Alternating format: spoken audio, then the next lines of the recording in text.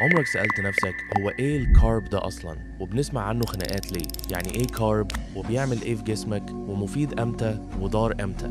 كل ده هقولهولك في دقيقة. اعمل متابعة وصلي على النبي وتعالى اقولك الخلاصة. بص يا وحش، الكربوهيدرات هي بنزين جسمك.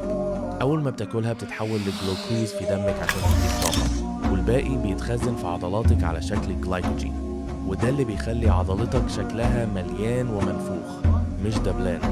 مفيد امتى؟ لما يكون كارب معقد زي الشوفان، البطاطا والرز البسمتي.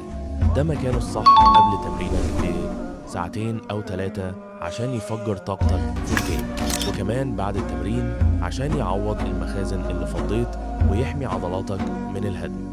أما ضار امتى؟ لما تدوس فيه الكارب البسيط، سكر، حلويات، دقيق أبيض، وانت قاعد ما بتتحركش.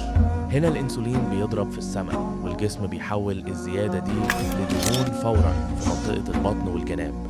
وعشان عارف ان كل جسم غير التاني، فلو عايز نظام غذائي متفصل لجسمك بالملي، محسوب فيه سعراتك وجرامات الكارب والبروتين اللي محتاجها بالظبط عشان توصل لهدفك.